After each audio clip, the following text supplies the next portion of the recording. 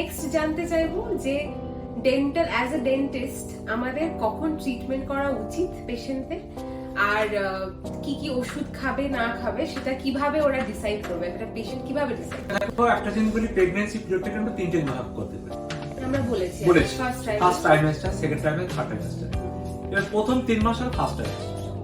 এই সময় পেশেন্ট কিন্তু মানবে কেন বলছি, দেখো, 1 নাম্বার হরমোনাল চেঞ্জ আসছে, 2 নাম্বার নসে ভমিটিং হচ্ছে, তার থেকে ভাইটাল যেটা সেটা আমাদের ফেনাসের অর্গানোজেনেসিস হচ্ছে, মানে আস্তে আস্তে এক একটা অর্গান তৈরি হচ্ছে। তার মানে এই সময় যদি আমরা তাকে স্ট্রেস দেই, ট্রমা দেই, মেডিকেশন দেই, তাহলে কিন্তু প্রবলেম। মানে একটা ছোট্ট একটা উদাহরণ দিই, ধরো কোনো একটা মা যদি ফার্স্ট ট্রাইমেস্টারে একটা পেইন কিলার, প্রিমেচিওর ডাক্টাস আর্টারিওলাস হতে পারে, একটা ডিজিজ আছে, সেটা হতে পারে, তার মানে কোনো মেডিসিন তাকে দেওয়া যাচ্ছে না। আমি রিসেন্টলি একটা ঘটনা বলি, আমার কাছে এক পেশেন্ট এসেছিল, আমাকে বললো আমি 1 মাসের প্রেগনেন্ট। তখন আমরা তাকে কোনো মেডিসিন না দিয়ে মাউথপিস টুথপেস্ট দিয়ে তাকে ছেড়ে দিই। সে কিন্তু 3 সপ্তাহ পরে সে বলছে আমারটা ডিজলভ হয়ে গেছে, টার্মিনেট হয়ে গেছে। কোর্সেনটা কেন? তখন আমাদের কেন?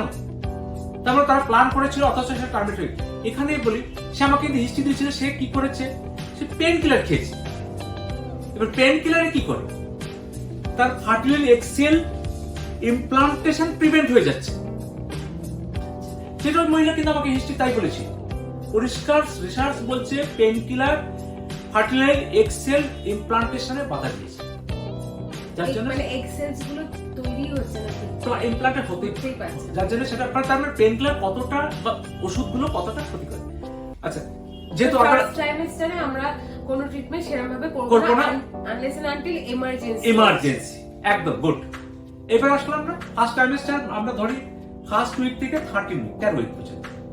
এবার সেকেন্ড ট্রাইমেস্টার কত ধরবো, 14 উইক থেকে 27 উইক পর্যন্ত।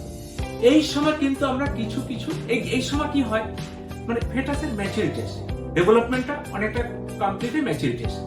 এই সময় কিছুটা ওষুধ আছে, সেফটি গ্রুপের ওষুধ, মানে এ বি সি ডি করে যে দেখি, এ রিয়ার আছে, বি কিছু ওষুধ আছে, সি কিছু ওষুধ আছে, বি আর সি এর রেস্ট্রিকশন, তার নিচে যায় না ওষুধগুলো দেওয়া যায়।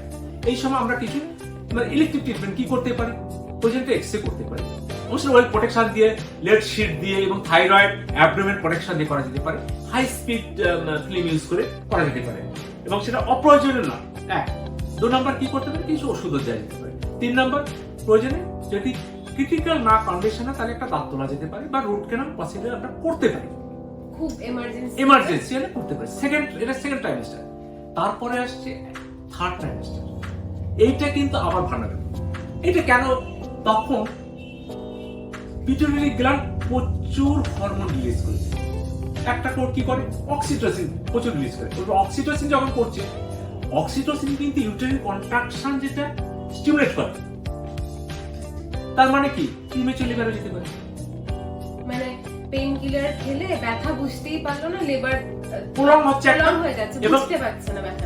আর তার মানে তুমি যদি লং টাইম যদি একটা তোমার অ্যাপয়েন্টমেন্ট দাও, সেক্ষেত্রে কিন্তু প্রবলেম। 1 নাম্বার। 2 নাম্বার কি, ফেটাস তখন বড় হয়ে গিয়েছে, তুমি কোন পজিশনে বসাবে, সোপাইন, আমার চেয়ারে নরমালি আমরা পেশেন্টের সোপাইন পজিশন বা রিক্লাইন পজিশনে বসে, তখন কিন্তু আরো প্রবলেম কি হয়, ফেটাস বড় ও আমাদের ইনফ্রি ভেনা কেবল পর প্রেসার তৈরি করে দিল, পেশেন্টের কি হলো, সোপাইন হাইপোটেনশন তৈরি হলো, একটা ক্রিটিক্যাল কন্ডিশন। সে থেকে রিলিজ করতে তোমাকে লেফট ল্যাটারাল দিকে আমরা মুভ করে দিই, পেশেন্ট লেফট ল্যাটারাল দিকে মুভ করে দিই, তখন ইয়ে। তার মানে কি, পজিশনে বসানো একটা প্রবলেম, লং টাইম বসানো একটা প্রবলেম। সেকেন্ড যদি তোমার আমরা পেন কিলার দিই, কি হতে থার্ড ট্রাইমেস্টার পেন কিলার, তো পেন কিলার কি হলে প্রোস্টাগ্ল্যান্ডিন সিটি ইনহিবিট করছে, যখন ইনহিবিট করছে প্রলং লেবার শুরু হয়ে গেল। তার মানে থার্ড ট্রাইমেস্টার বেশ কিছু প্রবলেম কিন্তু এখানে এসে যাচ্ছে। সুতরাং ট্রিটমেন্ট করার জন্য অপটিমাম টাইম হলো সেকেন্ড ট্রাইমেস্টার, আর ফার্স্ট ট্রাইমেস্টারে আমরা তাকে কাউন্সিলিং করতে, এডুকেটেড করতে পারি, হ্যাঁ, প্রপার গাইডলাইন দিতে পারি যে আপনি এইগুলো করুন।